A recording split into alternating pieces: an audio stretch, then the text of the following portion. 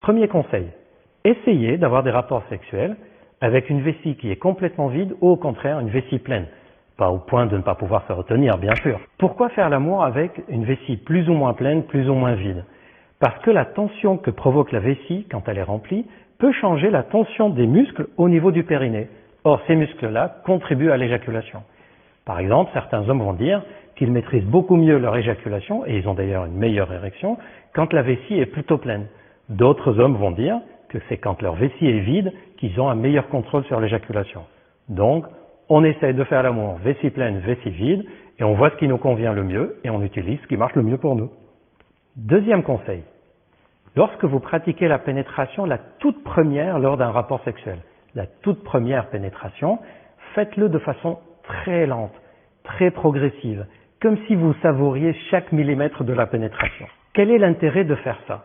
Ça va permettre au pénis, et surtout au gland, de prendre le temps de s'habituer au changement de lieu, au changement de température, changement de pression, changement même de lubrification. Il ne faut pas oublier que le gland est hypersensible et tout changement va être remarqué. Beaucoup d'hommes utilisent cette technique d'y aller lentement et de bouger très lentement une fois que l'excitation est bien présente. En général, c'est déjà un peu trop tard à ce moment-là. Alors que si dès le début, dès les toutes premières secondes de la pénétration, on y va très lentement, on laisse le temps au pénis et aux glandes de s'habituer à ce nouveau milieu, la nouvelle chaleur, la nouvelle humidité, etc. On a beaucoup plus de chances alors de voir que le pénis s'y habitue et de ne pas être obligé de ralentir un peu plus tard.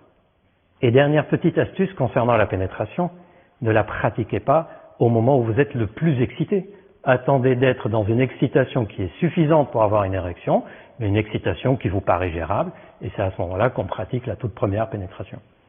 Troisième conseil, lubrifier, utiliser des lubrifiants.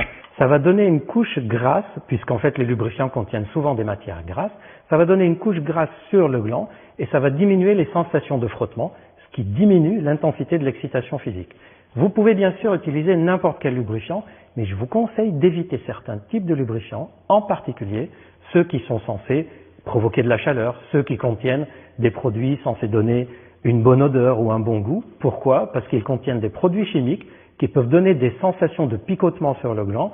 Or, cette sensation de picotement risque d'être provocatrice d'une excitation physique plus forte et donc d'une éjaculation plus rapide.